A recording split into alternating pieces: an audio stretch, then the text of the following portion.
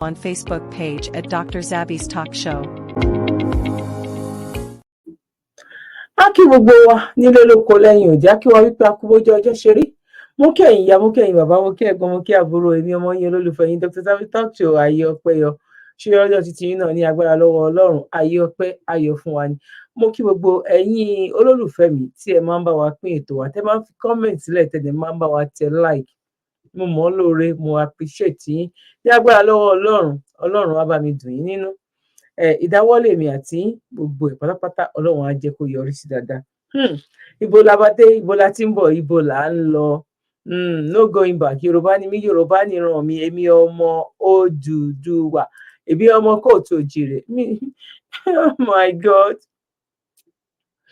Oh my God, ìtàn oríṣiríṣi òun la máa gbọ́. Ọba tí wọ́n lọ́mọ Odùduwà, wọ́n tún lódùduwà àti Mẹ́kà ló ti wá. Ká tiẹ̀ rí tàn tó bá Mẹ́kà lọ nínú ìtàn wa. Káwọn ará Mẹ́kà náà, káwọn náà tiẹ̀ sọ pé ìran àwọn o, tàbí ṣé irú bí mo ṣe wà ń bìbà yìí ń sẹ́yìn, kó tiẹ̀ wá di 100,000 years coming. Ṣé ò ní mọ traces mi ni? Ṣé mi ò ní nítàn ni? Ó ti ẹ̀ súyàn gan. Wẹ́wo ọmọ òtílé ní wọ Yorùbá, ọmọ Yorùbá. Okay, èmi ọmọ kóòtù òjìrè. It is well. It is well. Ọmọ Yorùbá, ọmọ kóòtù òjìrè. Kóòtù òjìrè, ìyẹn ara èdè wa ni àwọn ọmọ kóòtù òjìrè. Now, èwo la mú wá fún wa lọ́jọ́ títí òní pé kí a ṣe àgbéyẹ̀wò ẹ̀. Ó ga o. Àwa rí níbi tí àwọn ọba wa tán bá ọ̀rọ̀ tó wà nílẹ̀ ìtàn bá dé. Àwọn ìgbà táwa ọmọ tá bá wọn sọ́tàn gbọ́, ó dàbí pé àwọn tó ń dìde ń sìn, àwọn ọba wa wọ́n máa bẹ̀rẹ̀ sí ní máa gbọ́ sí wọn lẹ́nu. Because àwọn náà lọ ń sá kúbẹ́kúbẹ́ lọ bá. Tó bá jẹ́ àwọn náà lọ wá ń fi ọ̀rọ̀ ewé àtegbò wípé tẹ́ bá jáwé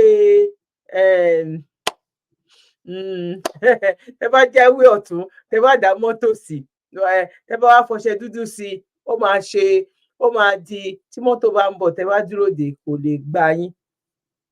Kàn fọ́ọ̀mù yòókù yẹn ni ó. Àwọn tó tọ́ sí láti lè wá fi ọwọ́ ọ̀tún àtòsí wọn àwọn ní ṣé mo rí pé nígbà kan táwa ti ń pariwo a máa ń sọ dáadáa wípé ẹ̀yin ọba wa níbi tí ọ̀rọ̀ yìí tó lọ lọ́wọ́lọ́wọ́ ń sìn, kó má jẹ́ wípé tán bá dé gan ọ̀pọ̀lọpọ̀ yín ẹ máa fadé sílẹ̀ nílé gan tẹ́yìn gan máa já. Ọ̀rẹ́ bóyá ibi tẹ́ bá ti fẹ́ gba fẹ́ǹsì, ibẹ̀ gan ládé gan ló máa ti jábọ́ lórí ẹlòmíì. Ẹ rò pé à ń parọ́ ni, àsìkò ẹ̀ náà ládé yìí. Gẹ́gẹ́ bí àwọn fídíòs tó ń lọ, á kí àwọn àmọ̀tẹ́kùn ipọ́n ṣiṣẹ́ takuntakun ní Èkìtì. Irú fídíò yẹn sìn a lè gbé wá because fídíò tó jẹ́ pé ẹ̀jẹ̀ lóríṣiríṣi ló wà ń bẹ̀. Bọ̀ kí la fẹ́ lò ń bẹ̀ ni wípé máa rí gbogbo àwọn boys tán mú yìí, àwọn boys ọmọ 20s ló wà nínú wọn. And ẹ má dẹ̀ gbàgbé because àwọn ẹlòmíì máa sọ wípé Yorùbá ni wọ́n. A sọ wípé wọn kì í ṣe Yorùbá. Ọmọ Haúsá náà wà ń bẹ̀ yẹn náà tó jẹ́ wípé ó jẹ́ Yorùbá. Gbogbo ìgbà tí ọ̀rọ̀ yẹn tó ń lọ, ọ̀rọ̀ Chief Sunday Igboho tó ń lọ gan ń gbà yẹn, ẹ ti rí àwọn Haúsá Fúlàní, àwọn Fúlàní tó jẹ́ pé wọ́n ń sọ Yorùbá. Bọ̀ ẹ ti máa mọ̀, ṣebí Fúlàní kan ló jẹ́ kánsílọ̀ ní ọ̀nà ibì kan ní Ìbàràpá Méje. Èmi ò sọ pé Yorùbá ò sí nínú wọn o, mi ò sọ pé Yorùbá ò sí nínú wọn, bọ̀ ṣé Yorùbá náà ló ń ṣe tó wà l'Ábùjá lọ́wọ́lọ́wọ́ yìí? Ṣé Yorùbá ló ń ṣe ti Gòbè? Yorùbá ló wà ní gbogbo Nàìjíríà? No, wọ́n ti dé padà ní oníkálukú náà ló ń wá gbogbo bó e fẹ́ ṣe, báwo ló ń ṣe, ibo ni gúrùpù tòun fẹ́ wà. Gẹ́tì nǹkan tí mò ń sọ bọ̀, ibo ni nǹkan ibo ló ti wọ́ wá. Ìgbà tó yẹ káwọn tó yẹ kán face security tán face security jẹ́ pé ṣe ló ń pín owó ni. Kán tiẹ̀ wá fepo sílẹ̀, kán má jí fowó kówó epo gan. Kán tiẹ̀ kọ́kọ́ jẹ́ kí àwọn aráàlú tiẹ̀ rí mú mí díẹ̀ kó tó di pé wọ́n sọ pé àwọn fẹ́ yọ owó epo kúrò. Bàbá náà dẹ̀ promise gbogbo yín wípé ibi tí Buhari ti gbé sílẹ̀ ibẹ̀ ló máa ti bẹ̀rẹ̀. Tó bá jẹ́ ìlú tó máa ṣe àṣeyọrí, ìlú tó máa tí òmìnira tó máa débẹ̀, tí bàbá Bọ́lá Ahmed Tinubu tó bá lè ṣe anything, Buhari yẹ kó wà lẹ́wọ̀n nsìn. Ẹ bá mi type ẹ̀ síbẹ̀, yes or no. Buhari ó yẹ kó wà lẹ́wọ̀n nísìnyí at this moment. Ó yẹ kí Buhari kó máa lọ sí court. Tó bá ti gba bẹ́ẹ̀ lẹ́wọ̀n kó máa gba ilé lọ sí court ni. Ìgbà míì wà á lè agree, a lè disagree. Tẹ́ bá agree pẹ̀lú mi, ìyá mi àti bàbá, ẹ bá mi kọ̀ọ̀kan yes síbẹ̀, or bóyá no, ilé ẹ̀ ló yẹ kó wà. Torí ẹ̀ la máa fi mọ̀ pé kó o lè ṣe nǹkan kan, ó dẹ̀ tún bá fíra. Nàìjíríà ò lè settle èpè kan ẹ rí pé mo kò lè jọ. Ẹ jẹ́ ká kọ́kọ́ gba bíbá ìwọlé ká tó gba tọba wọlé. Mo promise wípé a ní pẹ́ rárá, but ẹ̀yin promise èmi náà wípé ẹ bá wa pín. God bless you. Intricate responsibilities that come with the esteemed position you hold. It is with a heavy heart and deep concern that I pass this message on the current state of our beloved nation, Nigeria. In a time when the heartbeat of our nation is racing with fear and the very fabric of our society is tearing at the seams, we stand at a crossroads. President Tinubu, the nation calls for your undivided attention as you embark on a private visit to France. Our beloved Nigeria is grappling with unprecedented challenges that demand urgent and decisive action. Kidnapping and abductions are the order of the day. From Lagos to Kaduna, Taraba, and violent and criminal activities have pervaded our land. Even in the heart of our nation's capital, the audacity of kidnappers has become a sinister reality, striking fear into the hearts of our people. Our citizens are living in constant fear, unsure of their safety and the safety of their loved ones. This is not the Nigeria we dreamed of, not the renewed hope that was promised. We applaud the gallantry of our security operatives, but indeed, more work still needs to be done to keep the people safe. Efforts are being made, but it appears they are not far enough. What has become the strategies of state policing and community policing that's been talked about several years, and the huge white papers and advisory notes on how to tackle insecurity in Nigeria, where are they? President Tinubu, as a pro-democracy agitator, isn't it the right time to restructure Nigeria for it to work properly? Is the Nigeria you and your friends fought for, is it the Nigeria that you're talking about? The removal of subsidies has unleashed a tidal wave of economic downturn, leaving families struggling to make ends meet. Prices of commodities have gone through the roof. The biting effects are felt across the nation, and the loss of confidence in the government is palpable. This is not a time for complacency. It is a time for bold, unwavering leadership. Mr. President, I think it is about time to get the nation's eggheads in one room and find a lasting cure to our ailing economy. As you stand on foreign soil, Mr. President, remember the weight of your responsibility to the Nigerian people. Our citizens, including those who voted for you, are losing faith in the government. The implications of the loss of confidence are far-reaching. And as a leader, you cannot afford to look away. Investors are fleeing the nation like never before. Economic potential of Nigeria is being squandered, and the consequences will be felt for generations. We urge you, Mr. President, to take immediate measures to create an environment that attracts and retains investment. The clock is ticking, and our economic future is at stake. Mr. President, the time to act is now. Swift and decisive measures are needed to curb the escalating insecurity, alleviate the economic burden on citizens, and restore the confidence in the government. This is not only a call to fulfill campaign promises, but a plea for the preservation of our great nation. Mr. President, our regional leadership is hanging in the balance. Some members of ECOWAS are signaling exit, and Nigeria's influence is under threat. It is time to reassert your leadership, strengthen diplomatic ties, and secure our place in the Committee of Nations. As journalists, we will not shy away from probing, inspiring, and holding leaders accountable. President Tinubu, live up to the expectations of your calling and the mandate upon which your office stands. The Nigerian people deserve more and find a lasting cure. Now, mo kí gbogbo ìyá, mo kí bàbá, mo kí ẹ̀gbọ́n, mo kí àbúrò. Nigeria deserve more. Nigeria kankan ò deserve more. Gẹ́gẹ́ bí nǹkan tí mo ṣe máa ń sọ wípé kí bàbá Bọ́lá Ahmed Tinubu kàn ṣe Nigeria ní champagne tó wá wọ́n jù, ẹ bá mi forúkọ champagne tó wọ́n jù, ẹ bá mi fi sílẹ̀ ńbẹ̀. Bóyá champagne tó jẹ́ bóyá $50,000, just one champagne ni o. That means kàn ṣe Nigeria ní the most expensive anything ever. Tó bá dé ọwọ́ ẹlòmíì wọ́n máa fọ́ ni. Pínpín la pín, ó ti di dandan ká pín. Bó ṣe máa rí nìyẹn. Ọ̀rọ̀ pínpín òun ló jẹ àwa lógún. À ń kọ̀lẹ̀kùn yẹn, ó máa ṣí, ó di dandan kó ṣí. Now, ẹ jẹ́ ká wá sáré lọ sí ọ̀dọ̀ àwọn ọba tó ṣẹ̀ṣẹ̀ wá fún wọn ní báwo lọba ṣe máa gbé ìgbésí ayé ẹ̀ mọ́yẹ̀ wọ́n fọwọ́ ọ̀tún wọ́wọ́ ọ̀tún fọwọ́ òsì wé ọwọ́ òsì. Ẹ má jẹ́ kí n gbà yín lákòókò, ẹ jẹ́ ká wá lọ bọ̀ kó tó tá bá lọ yẹn, tá bá gbọ́ tán, fídíò kan wà tó jẹ́ pé níbi tí ọ̀rọ̀ Nàìjíríà dé, á gbomi ojú lójú àwọn ẹlòmíì. Ẹ jẹ́ ká kọ́kọ́ wo eléyìí kí n tó gbé yẹn wá. Ó ṣe ni láàánú. Ẹ jẹ́ ká sáré wo eléyìí náà. Ọjọ́ tí kán bá fojú kan mi ọsàn wẹ́wẹ́, igbe ariwo gèè ni ó gbọ̀nà fún ẹ. Ẹni bá perí yín níbi láti òní lọ, igbe ariwo gèè ní kó gbanú wọn. Wọ́n ní kí iná padà lẹ́yìn omi. Iná lóun ò ní padà lẹ́yìn omi. Iná bá fojú di omi. Iná lóun ò lé omi. Iná korí bọmi. Ó pariwo ẹkún gé láti òní lọ.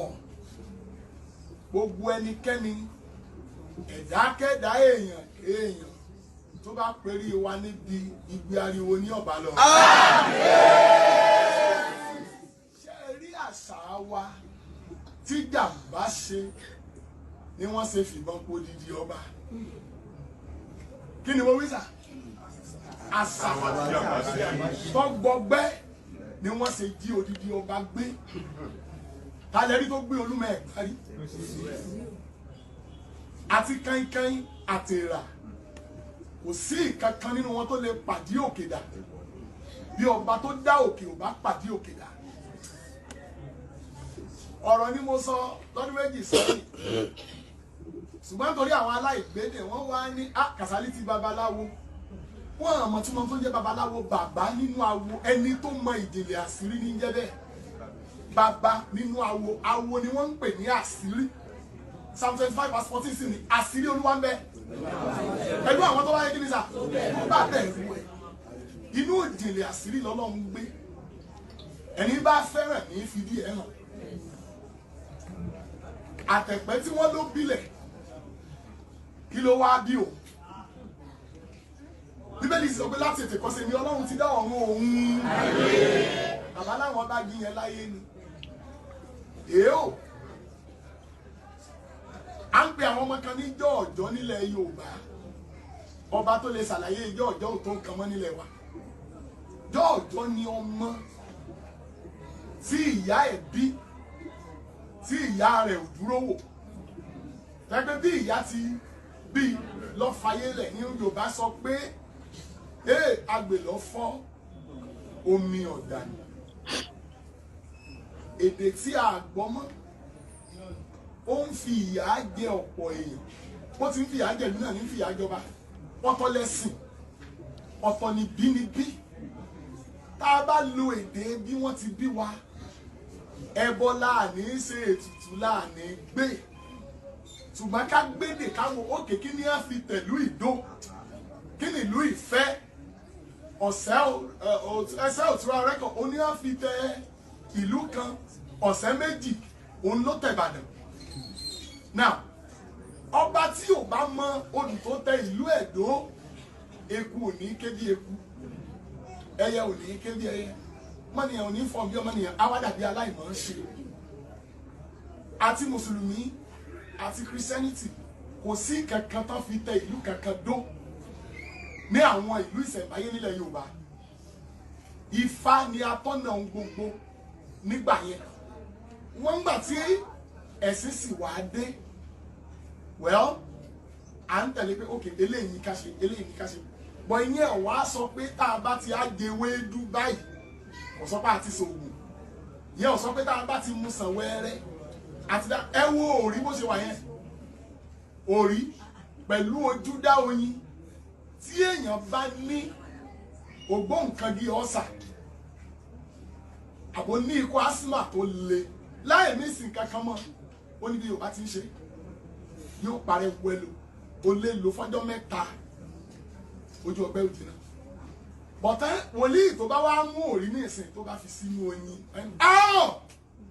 ó gbowó olóògùn ni òun ló sì ṣe fà á bí wòlíì ṣe ń kúléwé lọ́mọ ìjọ náà ń kúléwé à ń pe igi kan ní ẹ̀là nílẹ̀ Yorùbá igi ni bí gbogbo igi tó kù bá wọ́wé ẹ̀là Yorùbá sọ pé kì í bá gi oko wọ́wé ṣùgbọ́n téèyàn báyìí lọ lóyún ní ìsìn lórí Facebook bí mo ṣe wà náà Kàsálí sọ pé láì bá gi oko wọ́wé ṣùgbọ́n láàfin láwà yìí ọba ní pẹkẹlẹkẹ kú ọba ní pokùnlokùn rọrùn tí ò bá jẹ́ bó ti jẹ́ ewé ń bẹ lórí iṣu la fi bọ̀wọ̀ fún kẹ̀kẹ́ ibi abọ́rọ̀ ara wa dé lórílẹ̀‐èdè yìí ẹ̀yin ti rán mi sáwọn kérúbù kan wà lọ́kàn èmi náà rán yín sáwọn ọba ilẹ̀ Yorùbá ẹ bá wa bá wọn sọ̀rọ̀ àgbàlagbà ní yín ọmọ ẹni ìrírí ọmọ èjì ojú tì ńlá ló ń jẹ́ fún wa ilẹ̀ Yorùbá kọ́ba ọmọ lè rìn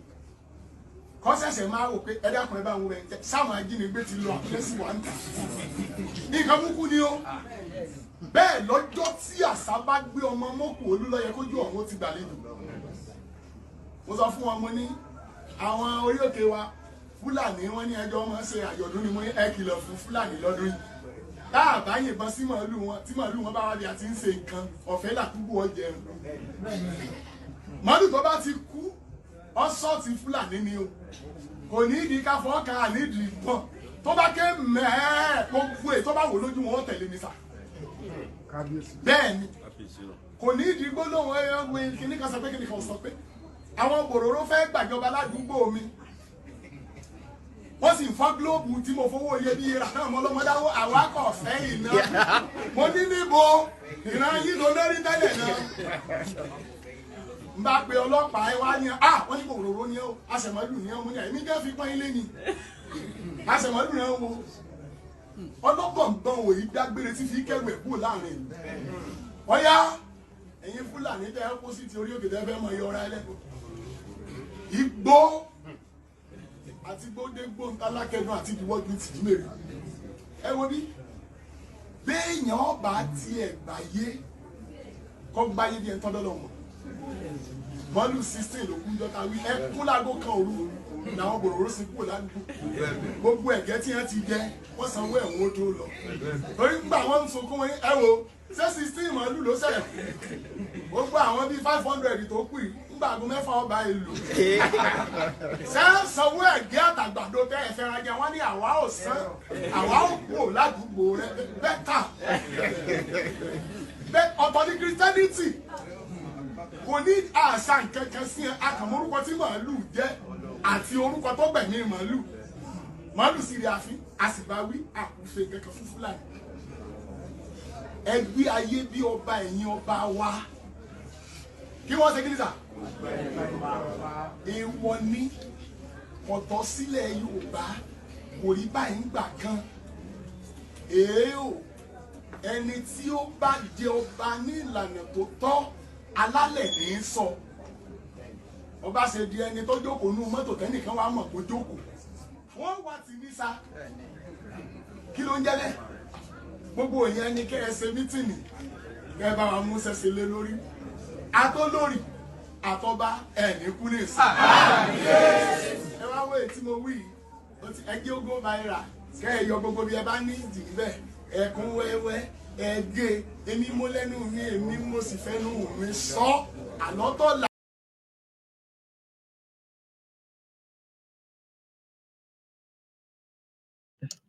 mo kí wa lẹ́ẹ̀kan sí ipa kú bó jẹ́ ọjọ́ ṣe rí ṣé nínú Bible orúkọ tí màálù ń jẹ́ ṣó wà ń bẹ̀. àwọn pásítọ̀ ń sìn pásítọ̀ Kàsálí bàbá Kàsálí àwọn ṣẹlẹ̀ lọ́wọ́ tún lọ́ọ́ ṣe wàásù fún ọba náà ẹ̀ṣẹ̀ lọ́ ń sọ fún wọn pé báyìí ló yẹ kó rí nígbà tí Fúlàní tó wá dà wọ́n láàmú orúkọ tí màálù ń jẹ́ àti whatever tí màá tó tún gbẹ̀yìn ẹ̀ ṣé inú Bible ló wà inú Bible kan ló wà. bàbá yìí wọ́n fi nǹkan tó jọ nǹkan fi wé nǹkan wípé ìtìjú ńláńlá ni fún ọmọ Yorùbá fún kábíyèsí not ọmọ Yorùbá fún kábíyèsí kọ́kàn pa wọ́n kọ́ máa pa wọ́n nípa kò ń ṣeré ló kọ́kọ́ bẹ̀rẹ̀ because wọ́n ti gbé wọn wò kódà gan information lè wá látọwọ́ ìyàwó wọn information lè wá látọwọ́ ọmọ wọn àwọn tó fẹ́ gba information wọ́n máa ti gbé wọn wò wọ́n máa ti mọ báwo lọ́n ṣe rí.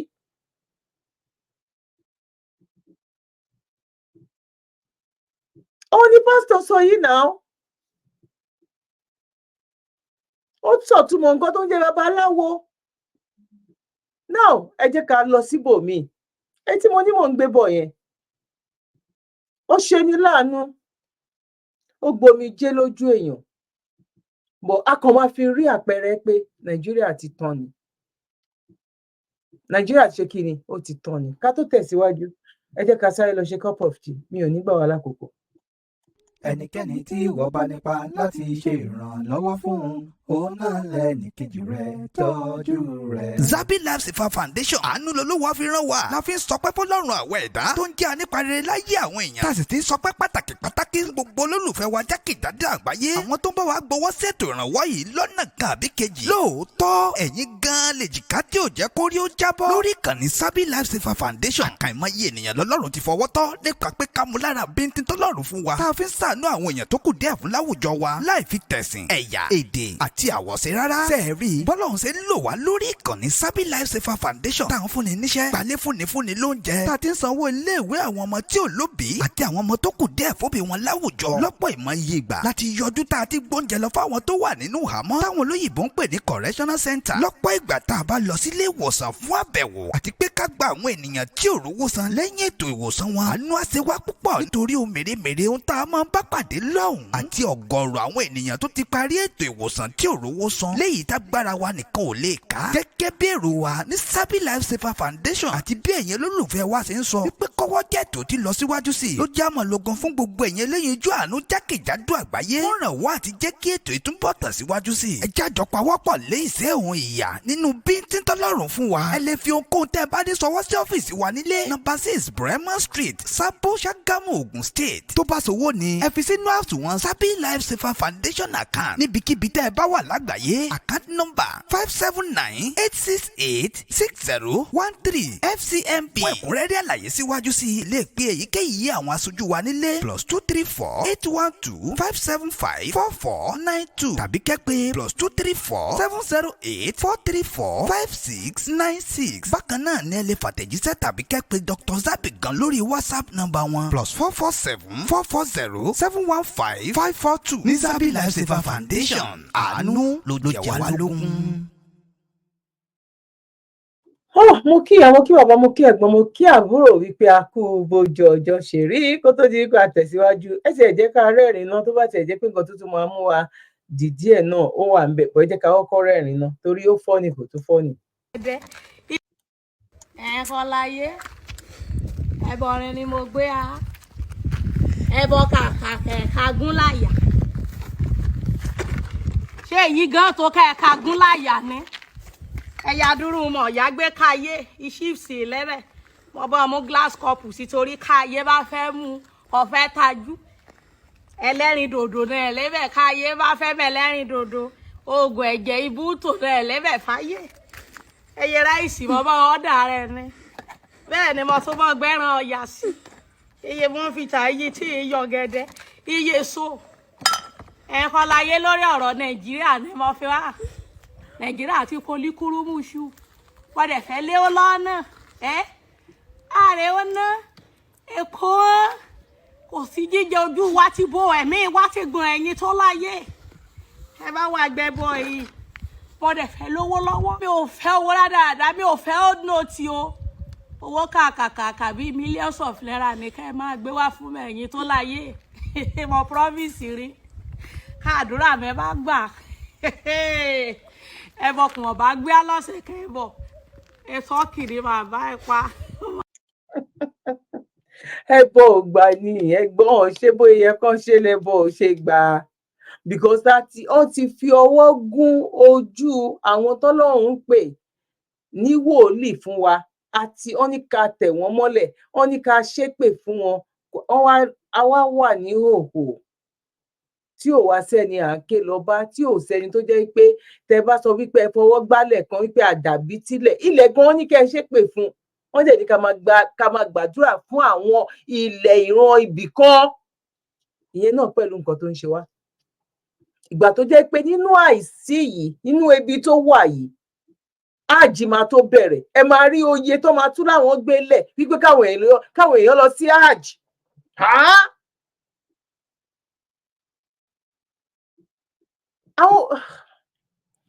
Now, ọkọ nǹkan ogun sá.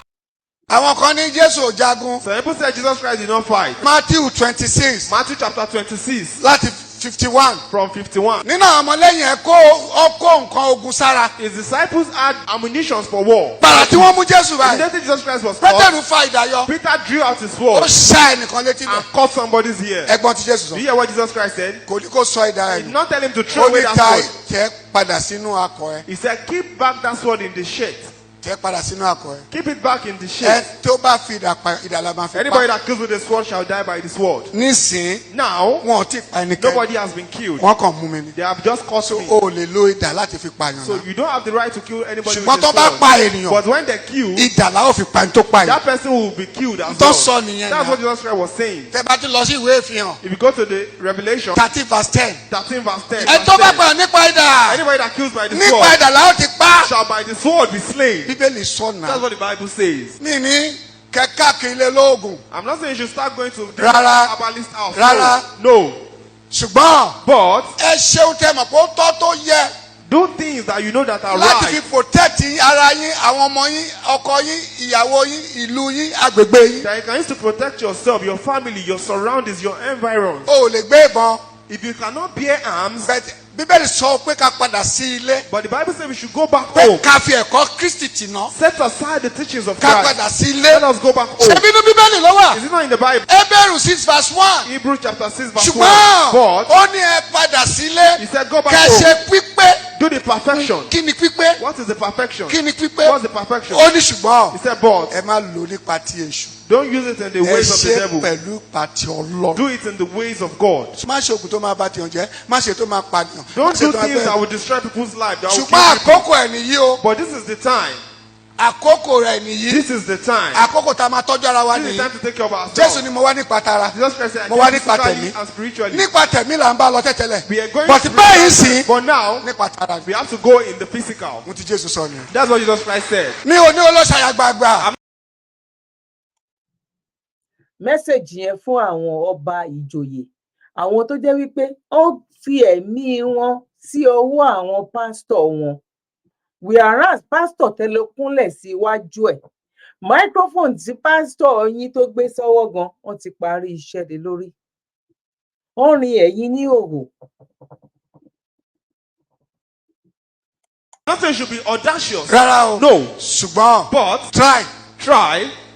Tí ò bá bọ́ sí gbà náà. if it does not work after you've tried your best, Ó kù sọ́wọ́ Ọlọ́run. then it is left to God. Iṣẹ́ àwọn àpọ́sù Acts of the Apostles, 19 chapter 19, verse 12. verse 12. Pọ́ọ̀lù Paul, ó lo bàǹtẹ́. he used an Kí ni apron. bàǹtẹ́ yẹn? What's that apron Ó for? fi híìlì àwọn He ènìyàn. was using it to heal people. Ó yàtọ̀ sí pé lórúkọ Jésù. It is different from in Lágbára Jesus' ẹ̀jẹ̀ name. Jésù. The direct name of Jesus. Ẹ̀mí nìyẹn. That is Ṣùgbọ́n tí spiritual. nǹkan mi bá ti wà, But when there are tá some bá ti other lo things, nǹkan míì, and we use some other things, tara nìyẹn. that is physical. Ṣùgbọ́n But Ọlọ́run wá support yẹ. God supported it. Ìwọ tó bá ń ṣe oògùn If you are doing láti fi protect ìlú to ẹ, protect your own, láti fi protect ilẹ̀ to ẹ, protect your láti fi land, protect gbogbo nǹkan tó ní, to protect everything you á have, ṣiṣẹ́ fún it ọ. will work for you. Tókùn God. ò ní fi jà ìwọ tọmọtaya ẹ That àtọkọ one will ẹ. not come upon you and your Tí ò ní fi family. jà ìjọ rẹ, And it will not come upon your á church. ṣiṣẹ́ fún It will ẹ. work. Ẹ má tẹ̀lé wọn o. Don't follow them. Tọ́ ma sọ wípé ẹ má ṣe I nǹkan will kan. say don't do anything. Wọ́n lè kó ọlọ́pàá mẹ́fà méje dán. And they have 6, 7 policemen that are watching over them. Wọ́n kó ogun jọ. They have security personnel. Ẹ̀yin tí ẹ̀ lówó ọlọ́pàá kílẹ̀ láti You protect that you ara don't yín. have money to hire police. Wọ́n wá ṣí ojú yín sínú church.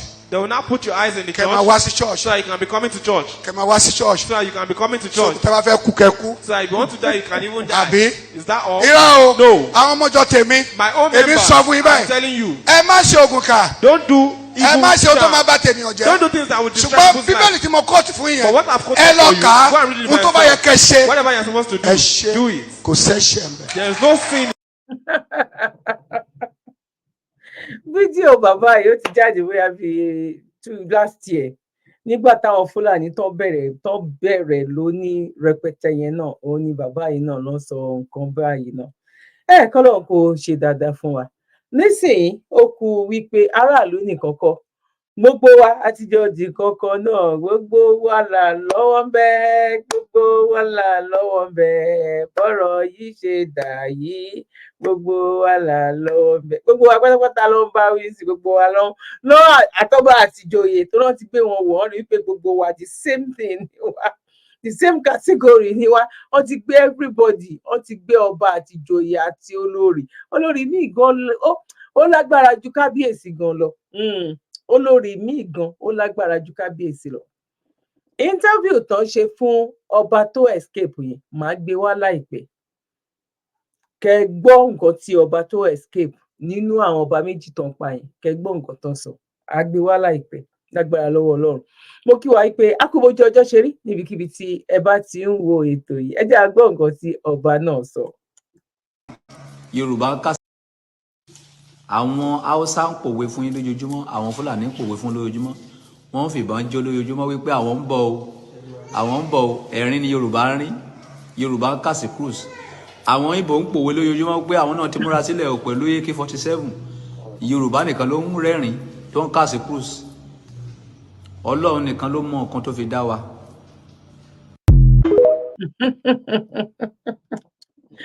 Ẹgbọ́n Ọlọ́run nìkan ọba àgbáyé ó ní Ọlọ́run nìkan ló mọ òun nìkan ló mọ nǹkan tó fi dá wa because àwọn ọba yìí náà lè sọ pé àwọn ò gbọ́ bọ́ wọ́n believe wípé ṣèbọ́ba làwọn kí ló ń bọ̀ lókè tílẹ̀ ò gbà ẹ jẹ́ ká kọ́kọ́ pawọ́pọ̀ kọ́mọ wa débẹ̀ ọmọ wa náà ló ti débẹ̀ yìí ọmọ yín ti débẹ̀ o àtẹ̀yìn tẹ̀ dìbò àtàwọn tán campaign ẹ wá ń gbé kó tó di wípé àwọn èèyàn wọ́n máa bẹ̀rẹ̀ sí ní máa gbé wọn ṣépè ọ̀pọ̀lọpọ̀ wọn ti tètè bọ́ tàǹsán ti tètè já ń pé bàbá ṣépè so that wọ́n máa lè máa rí pé ṣe rí wípé tí ìmọ̀ èyí tó kàn àti ìpọ̀ tó lọ́rọ̀ wípé àníká dá dúró àlóhùn ló lè pè wá.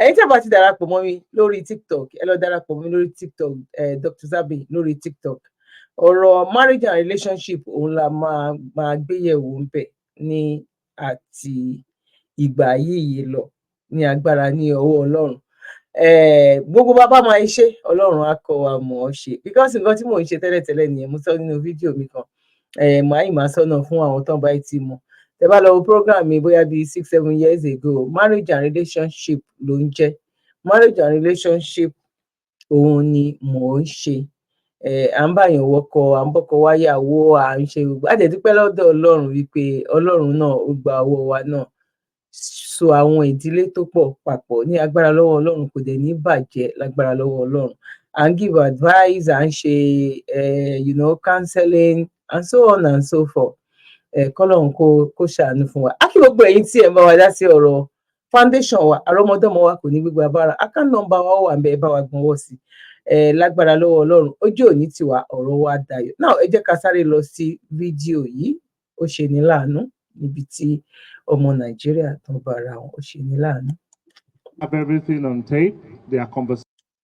Get money. 42-year-old Chiana tells. ẹni tó máa bá lọ náà ẹni tó bá lọ Ọlọ́run ní jíkà bàbá kú mo dúpẹ́ lọ́wọ́ àwọn ìyá mi àti bàbá mi tẹ máa ń send short video sí mi kọ ìmí gan mi ò tí ì rí irú eléyìí náà tí mi ò rí èèyàn kan lọ send ẹ sí mi ìmí ìdẹ máa wà tó máa jẹ́ pé màá ti rí bọjú gbogbo ẹ lọ God bless you Ọlọ́run ò ní jẹ́ kó jẹ́ ẹ̀yin nìkan nǹkan tí mo mọ̀ ẹ̀yin ò mọ̀ nǹkan tí mo mọ̀ ẹ̀yin náà mọ̀ mélòó la fẹ́ rí mélòó la fẹ́ gbọ́ tán àwa sọ̀rọ̀sọ̀rọ̀ bó bá yé ń wo ilé time ti lọ ó tún wo tọ̀ ó tún ṣe ilé ó tún ṣiṣẹ́ ó tún ó tún ṣe meeting ó tún dá sílẹ̀ kọ́lọ́run kó ṣá àwọn ẹ̀mí gan máa ń béèrè gan pé báwo ni a ṣe máa ń manage gan pàápàá Ọlọ́run náà ni a dúpẹ́ lọ́dọ̀ Ọlọ́run because it's not pé bóyá èèyàn perfect but àánú ni mo rí gbà God bless you.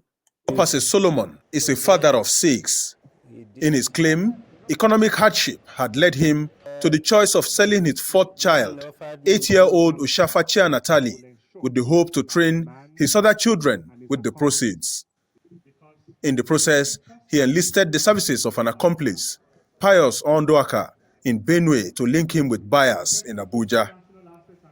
Unaware, Intelligence operatives of the NSCDC FCT got a wind of the ill act and immediately deployed to pose as buyers. I have to find a way so that I can train some of my children, the other ones. So I have no doubt but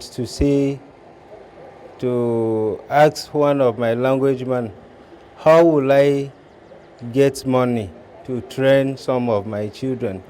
From there, he advised me on many ways. Asked me, so so far I have a lot of children, so he want to even use one and get money. So whether I have any idea on it, I tell us no, or let me get back. Commandant Olushola Odumosu says the trafficking syndicate who used the code name he-goat and she-goat to identify gender of their victims refused an offer of 12 million naira before transaction was concluded for his asking price. We have everything on tape, their conversation, in case of any denial. And he offered the sum of 20 million naira for the boy to be sold to him without caring whatever was to be done with the child. If it was to be killed, was to be done anything, that was not his business, as long as the 20 million naira was available. The suspects and victim have been handed over to the National Agency for the Prohibition of Trafficking in Persons, NAPTIP, for investigation and prosecution. NAPTIP is going to do great on this matter. We're going to investigate the matter of, I believe for him to have said there is a she-goat, meaning there are other victims somewhere, hiding somewhere. We'll get back to you at the end of the day. We'll surely get back to you, and it's going to be a positive result. Ṣe rí pé ó ṣe ní láàánú báyìí. Ìgbà tó rò ó títí. Ó wò òkè ó wọlẹ̀. Ó wò wípé èyí tá à ń ṣe kù, wọ́n ló bímọ tó pọ̀. Ó lè jẹ́ nínú àwọn tó níyàwó mẹ́ta mẹ́rin ni. Ó dẹ̀ lè jẹ́ ìyàwó ẹyọ kan náà ló máa bímọ 9 or 10 fún. Á kàn wò wípé jẹ́ kóun mẹ́yọ kan nínú ẹ̀. Ó ṣe ní láàánú. Ó ṣe ní láàánú. Ó ṣe ní láàánú. Ó dàbí irú àwọn boys tí àwọn Àmọ̀tẹ́kùn tán lọ kó wọn ní Èkìtì yẹn ni. Àwọn boys yẹn tán bá ní kán wò ó lẹ́yọ kọ̀ọ̀kan nǹkan tán ṣe ó yẹ kán lọ kàn wọ́n mágbélébùú ni, good fine, but kí ló sún wọn débẹ̀? Kí ló sún wọn débẹ̀? Ẹni tó wà lọ́fíìsì gan sìn, ojú ẹ̀ kòrókòró wọ́n máa yí ìwé. Òfin wo ló gbé jáde ní Lagos State nsìn? Òfin wípé tó bá ní ilé ní Lagos State, tán fi nínú ilé ẹ̀ ṣe church, wọ́n dá school lẹ̀ ńbẹ̀, wọ́n fi ń ṣe hotel, anything tó bá wù kán fi ṣe tí ò jẹ́ wípé ilé gbígbé tó sọ wípé fún ìjọba yẹn ni, wọ́n máa gba ilé yẹn or kán fún ẹ ní fine or something like that. At the end of the day, ẹ máa rí wípé àwọn òṣìṣẹ́ gangan àwọn náà ní jẹ́ kó work.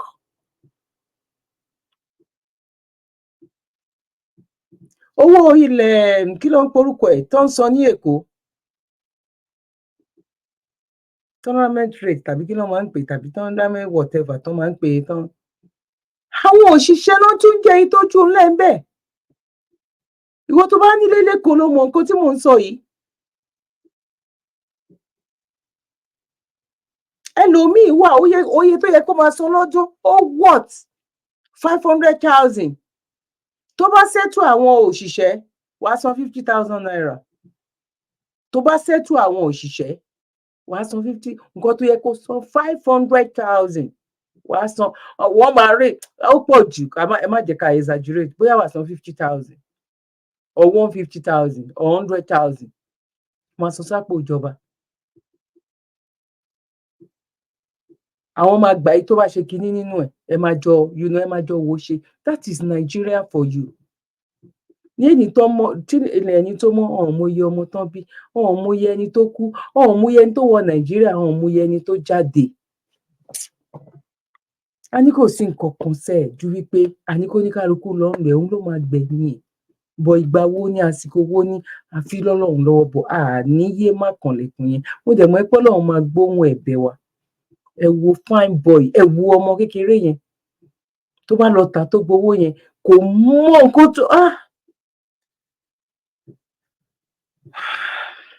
mo kí wa lẹ́ẹ̀kan sí wípé akú bójú ọjọ́ ṣe rí gbogbo ẹ̀yin tí ẹ̀ ń kó wa pa kó ètò bẹ́ẹ̀ náà ni mo ń kí yín pé ẹ ṣé gan ni gbogbo ẹ̀yin tẹ́ ti bá wa fi comment sílẹ̀ God bless you ẹ̀yin tẹ́ ti bá wa pé ẹ ṣé gan ni gbogbo ẹ̀yin tẹ́ tí tó jẹ́ nígbà àkọ́kọ́ tẹ́ ọkọ máa rí fídíò wa ẹ bá wa subscribe so that anytime tá a bá ń ṣe program ẹ lè máa rí notification orúkọ tèmi náà ti yí padà èmi ọmọ yín àbúrò yín olólùfẹ́ yín ẹlẹgbẹ́ yín Dr. Zabby Talk Show ayé ọpẹ́ yọ ṣé ìrọ́dọ̀ títí yín náà ní agbára lọ́wọ́ Ọlọ́run ayé ọpẹ́ a máa yọ fún èmi àti yín ẹ̀yin tẹ́ bá tún fẹ́ wo short video wa ẹ lọ sórí Facebook lórí Dr. Zabby Talk Show lórí Facebook ọ̀kẹ́ tún ṣẹ̀kì mi lórí TikTok náà lórí Dr. Zabby God bless you ẹbí ìbàlẹ̀ la máa dúró sí ní ọjọ́ títí òní ó dìgbà kan náà bye for now one love.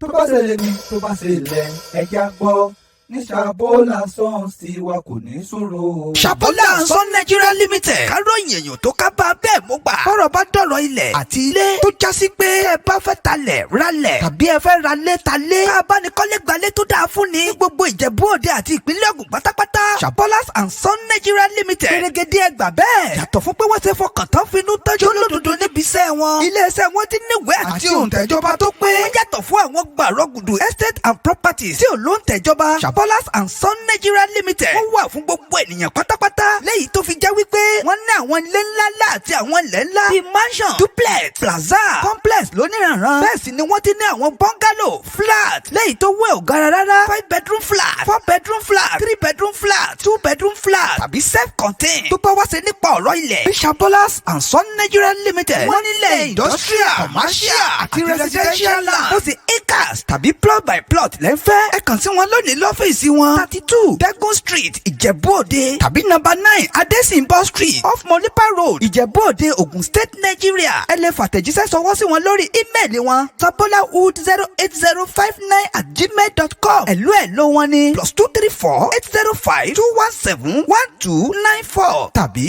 +234 903 681 5871. kí n tó gbàgbé fáfàní àwọn tó wà lókè òkun Ṣàbọ́là Sons Nigeria Limited wọ́n bá ní ralé wọ́n sì ń bá ní kọ́lé pẹ̀lú òótọ́ ọnú láìsọ nílé ń bẹ̀. Ṣàbọ́là Sons Nigeria Limited àwọn ní bàbá tọ́rọ̀ bá dọ̀rọ̀ ilẹ̀ tàbí ká bá ní kọ́lé.